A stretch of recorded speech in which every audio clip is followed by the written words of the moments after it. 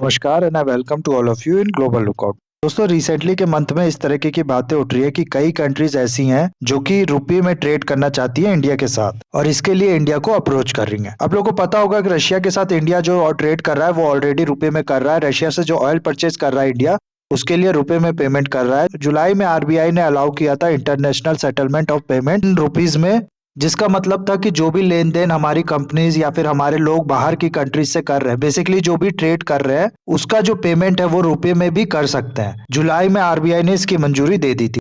उसके बाद से फिर इंडिया ने रशिया से ऑयल खरीदना रुपए में शुरुआत किया था। फिर सितंबर की ये न्यूज है, यहाँ पर आप लोग देख सकते हैं। फाइनेंस मिनिस्टर निर्मला सीतारमन जो है उनने कहा है कि कई कंट्रीज ऐसी हैं जो भी चाहती हैं कि जो रुपए में ट्रेड है रशिया के साथ हम लोग जो कर रहे हैं उन लोग के साथ भी हम लोग ऐसा करें। तो ये डिमांड बहुत पहले से ही आने लगी थी। जुलाई में आरबीआई ने अलाउ किया, जुलाई अगस्त सितंबर में ही फाइनेंस मिनिस्टर का ये स्टेटमेंट आया था। उसके बाद नवंबर का ये आर्टिकल है, आप लोग देख सकते हैं। यहाँ पर लिखा है African countries keen to trade in Indian rupees. और हाल का ही ये आर्टिकल है 19 दिसंबर का। इसमें लिखा है, आप लोग यहाँ पर देख सकते हैं कि how the Indian rupees got global and drawing interest from more Nations. तो काफी न्यूज इस तरह की आ रही है और काफी टाइम से इस तरह की न्यूज आ रही है। ये अफ्रीका तो मैंने बताया ही, उसके अलावा आप लोग देखें तो स्कैंडिनेवियन कंट्रीज हो गई, लैटिन अमेरिका की कंट्रीज हो गई, एशिया की जो कंट्रीज है, इंडियन ओशियन की जो कंट्रीज है, ये सब चाह रही हैं। ऐसे ही 35 कंट्रीज जो हैं वो चाह रही हैं कि इंडिया के साथ जो हमारा बायलैटरल ट्रेड है उसको हम लोग रुपए में करें। ना क्या इसका रीजन है, क्यों ये कंट्रीज जा रही है रुपए में ट्रेड करने के लिए और क्या फायदा होगा इसका इंडिया के लिए। उन लोग के लिए जो फायदा है वो तो देखेंगे ही इस वीडियो में, लेकिन इंडिया के लिए क्या फायदा है वो भी देखेंगे और इससे रिलेटेड बहुत सी चीजों के बारे में हम लोग देखेंगे इस वीडियो में। बस आपको एंड तक बने रहना है और अगर वीडियो अच्छा लगे तो लाइक, कमेंट, शेयर, सब्सक्राइब जरूर करना। दरअसल रिसेंट में हुआ क्या कि रशिया ने यूक्रेन पे अटैक किया फरवरी में। उसके बाद से रशियन यूक्रेन वॉर शुरू हो गया और इस वॉर के शुरू होने के थोड़ी ही देर बाद बाकी जितनी भी कंट्रीज थी उनकी इकोनॉमी पे भी इसका असर दिखने लगा। दुनिया भर में इन्फ्लेशन यानी कि महंगाई बढ़ने लगी, जिसकी वजह से हुआ क्या कि जितनी भी करेंसीज थी वो सब डेप्रिशिएट करने लगी, यानी उनकी वैल्यू गिरने लगी। अब वैल्यू गिरना, कभी भी हम लोग करेंसीज की बात करते हैं तो यहाँ आप लोग को दो चीज बहुत अच्छे से क्लियर हो जाना चाहिए कि वैल्यू गिरने का सीधा मतलब ये है, पहले आप लोग एक पर्टिकुलर रुपए में जितना सामान खरीदते हैं, इंडिया का एग्जाम्पल लिया है मैंने इसलिए रुपए बोल रहा हूँ, अब आप लोग को वो उतना ही सामान खरीदने के लिए उससे ज्यादा पैसे देने पड़ेंगे। दूसरा, अगर हम लोग जब भी रुपए गिरने की बात करते हैं या कोई भी करेंसी गिरने की बात करते हैं तो ये किसके कंपैरिजन में गिरने की बात करते हैं, ये हम लोग बात करते हैं यूएस डॉलर के कंपैरिजन में। यानी कि आज अगर हम लोग 80 रुपए में एक डॉलर खरीदते हैं और कल को रुपए की वैल्यू गिर जाती है तो इसका मतलब यह है कि कल को हम लोग को एक डॉलर खरीदने के लिए 80 से बढ़ के 85 या 90 रुपए देने होंगे। तो ये दोनों चीज जो है ये मतलब समझाती हैं रुपए गिरने का, और ये चीज आप लोग को पता होना चाहिए। तो दुनिया भर में इन्फ्लेशन आने लगा रशिया यूक्रेन वॉर की वजह से। दुनिया भर की जो करेंसीज है वो गिरने लगी, डॉलर खुद गिरने लगा। तो अब आप लोग को पता होगा कि जब इन्फ्लेशन ज्यादा होता है तो फिर जो सेंट्रल बैंक है वो क्या डिसीजन लेता है, वो अपना जो इंटरेस्ट रेट है वो बढ़ा देता है। ऐसा ही किया फेड बैंक ऑफ यूएसए ने। जब डॉलर की वैल्यू बहुत ज्यादा गिरने लगी, बहुत ज्यादा इन्फ्लेशन बढ़ने लगा यूएस में, तो वहां का जो फेडरल बैंक है उसने क्या किया, जो इंटरेस्ट रेट है अपना वो बढ़ा दिया और कंटिन्यूअसली बढ़ाया, ताकि अमेरिकन लोन कम ले और लोन लेके वो खर्चा कम करे। खर्चा कम करेंगे तो उससे होगा क्या कि डिमांड थोड़ा कम होगी, डिमांड कम होगी तो जो चीजों की प्राइस है वो थोड़ा कम हो जाएगी। प्राइस कम होगा इसका मतलब इन्फ्लेशन डाउन जाएगा, इन्फ्लेशन डाउन जाने का मतलब है रुपए की वैल्यू बढ़ना। और यही किया फेड बैंक ने और इसकी वजह से सेम चीज हुई, डॉलर जो है वो मजबूत होने लगा और डॉलर का जो प्राइस है वो बढ़ने लगा। आप लोगों को पता होगा आज जो डॉलर का रेट है ये 82 पॉइंट समथिंग। आज से 6-7 महीने पहले या फिर इस साल के शुरुआत में आप लोग देखो तो कितना था, ये था अराउंड 75 के आसपास। तो यही कारण है कि डॉलर जो है वो बढ़ने लगा, क्योंकि वहां के जो फेडरल बैंक है, जैसे इंडिया का आरबीआई है, वहां का जो फेडरल बैंक है उसने अपना जो इंटरेस्ट रेट है उसको बढ़ा दिया। अब होता क्या है कि आप सबको पता है कि दुनिया भर में जो ट्रेड होता है वो ज्यादातर डॉलर में ही होता है। तो ये ट्रेड करने के लिए जो कंट्रीज हैं दुनिया भर की, वो करती क्या है कि मार्केट में जाती हैं और अपनी जो करेंसीज होती हैं वो देके डॉलर खरीदती हैं, फिर उस डॉलर का इस्तेमाल करके ट्रेड करती हैं।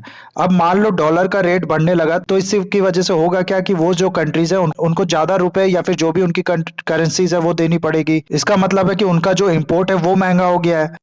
अरे भाई, आप लोग ज्यादा रुपए दे रहे हो और फिर वो ज्यादा रुपए या फिर जो भी करेंसी ले लो किसी और कंट्री की, दे के आप डॉलर खरीद रहे हो और फिर उस डॉलर से अपने इंपोर्ट का सामान खरीद रहे हो। तो इसका मतलब क्या है कि पहले के मुकाबले आपका जो इंपोर्ट है वो महंगा हो गया है, यानी कि आपको नुकसान होना शुरू हो गया है। नुकसान कह लो या महंगाई की जो मार है वो कह लो, वो आप पे पड़ने लगी है। और ठीक ऐसा ही हुआ है सारी कंट्रीज के साथ। सबका इंपोर्ट महंगा हो गया डॉलर के स्ट्रांग होने की वजह से। अब चलो इस चीज का थोड़ा बहुत असर हुआ होगा कंट्री पे, थोड़ा बहुत तो नहीं हुआ है, बहुत ज्यादा असर हुआ है। लेकिन दूसरी चीज देखो, रशिया यूक्रेन वॉर की वजह से हुआ क्या है, जो सप्लाई चेन है उसमें भी तो बहुत ज्यादा डिस्टरबेंस आई है। और सिर्फ रशिया यूक्रेन वॉर ही क्यों, अगर आप लोग कोविड ले लो उससे पहले, तो इन दोनों ने जो सप्लाई चेन था इसको पूरा डिस्टर्ब कर दिया है। ट्रांसपोर्टेशन कॉस्ट बढ़ गया, ऑयल प्राइस में भी अनसर्टेनिटी आ गई, रशिया पे सैंक्शन लगना है, ये होना है वो होना है, उसकी वजह से। पर कहने का मतलब है एक मार तो ऐसे पड़ी कि नॉर्मल जो महंगाई है वो बढ़ गई, दूसरा हुआ क्या कि जो डॉलर का रेट है वो बढ़ गया, तो दोनों तरफ से हम लोग को नुकसान हुआ। पहले तो महंगा हुआ डॉलर खरीदो, फिर उस डॉलर से महंगा सामान जो है वो खरीदो ना। अब इन सब चीजों से हुआ क्या है कि हम लोग ग्लोबल स्लोडाउन की बात करने लगे हैं, ग्लोबल रिसेशन की बात करने लगे हैं। कई कंट्रीज जैसे कि श्रीलंका हो गया और पाकिस्तान का भी बीच में न्यूज आ रही थी कि ये तो पूरी तरह से डिफॉल्ट ही पड़ गई हैं, अपने जो लोन है वो रीपे कर नहीं पा रही हैं, तो इनके यहाँ पूरी तरीके से इकोनॉमिक क्राइसिस ही खड़ा हो गया। इसलिए ये लोग सोच रहे हैं कि जो डॉलर का इस्तेमाल है उसको हम लोग को हटाना पड़ेगा और किसी और करेंसी में शिफ्ट होना पड़ेगा धीरे धीरे। क्यों? क्योंकि डॉलर बहुत ज्यादा स्ट्रांग हो गया है पहले से। इसीलिए ये जो 35 कंट्री है इनने इंडिया से बोला है, बाकी सबसे जो ट्रेड है वो तो चलो अलग चीज है, कम से कम हम लोग अपना जो ट्रेड कर रहे हैं वो तो रुपए में करें ना। अब रशिया का क्या केस था, आप लोग को पता होगा कि रशिया पे सैंक्शन लगे, उसने यूक्रेन पे अटैक किया उसके बाद से ही, जिसकी वजह से वो डॉलर का इस्तेमाल करके कोई भी ट्रेड कर नहीं पा रहा था।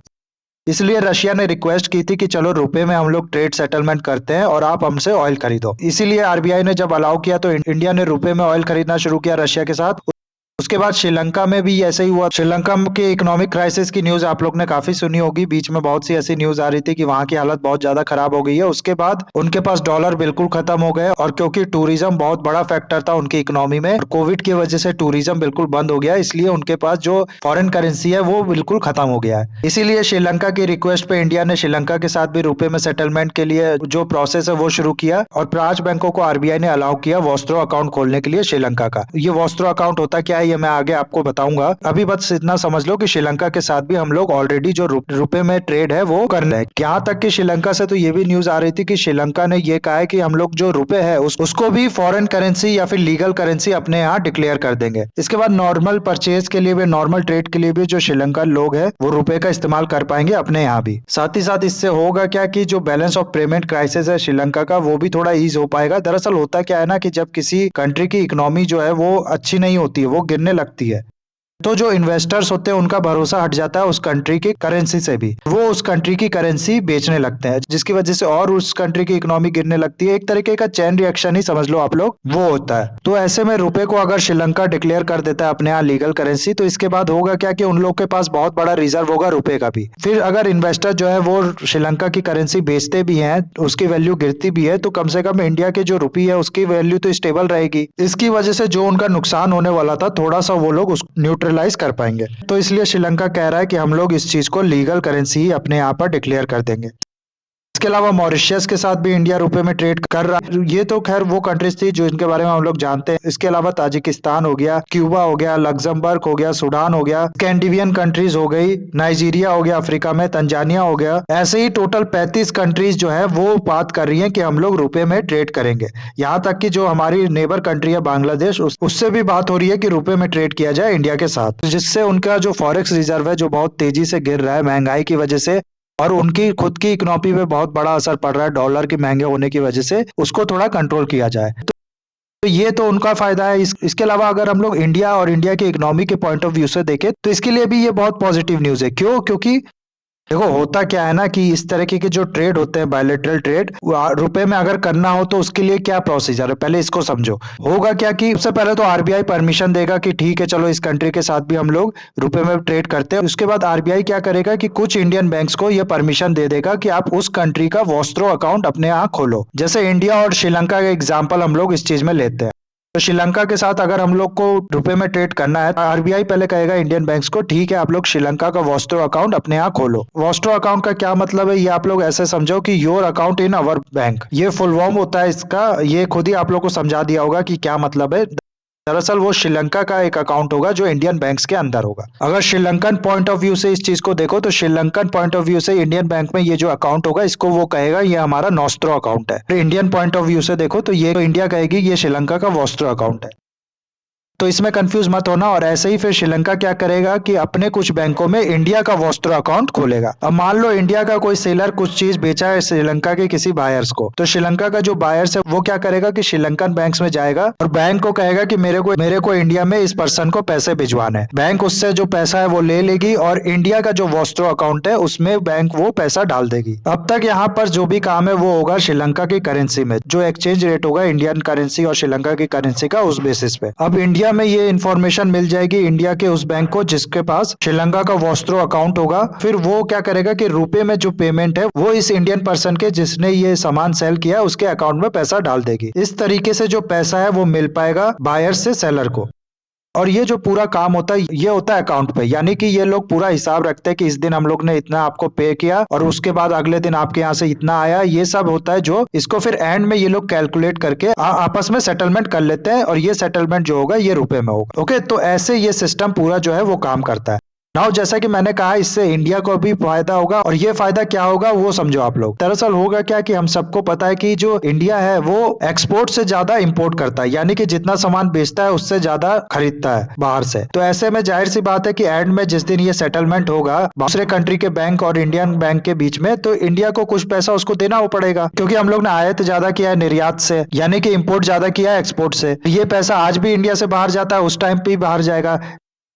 लेकिन अब क्या होगा कि क्योंकि ये जो पैसा है ये रुपए में होगा, इसलिए वो कंट्रीज क्या करेंगी, दोबारा ये जो रुपए होगा वो इंडिया की इकोनॉमी में इन्वेस्ट कर देंगी। आज के टाइम में बैंक्स क्या करते हैं, बैंक्स आपकी आप जो पैसा सेव करते हो उसी को इन्वेस्ट करते हैं ना कहीं पर। वैसे ही जो ये जो बैंक्स होंगी जिनके पास इंडिया का रुपए जाएगा वो इस रुपए को क्या करेंगे, अपने कंट्री में तो स्पेंड करेंगे नहीं, तो इसलिए वो इंडिया में ही स्पेंड कर देंगे। तो आने वाले टाइम में इंडिया में जो इन्वेस्टमेंट है वो बहुत ज्यादा बढ़ जाएगा और इन्वेस्टमेंट बढ़ेगा तो देश की तरक्की बढ़ेगी। और आई थिंक आप लोग समझ गए होंगे कि यूएसए आज के टाइम में कैसे इतना बड़ा इकोनॉमिक जाइंट बन चुका है। दुनिया भर का जो ट्रेड है वो डॉलर में ही होता है और दुनिया भर की कंट्रीज के पास डॉलर रहता है, इसलिए वो लोग क्या करते हैं कि ये जो डॉलर है दोबारा यूएस इकोनॉमी में इन्वेस्ट कर देते हैं।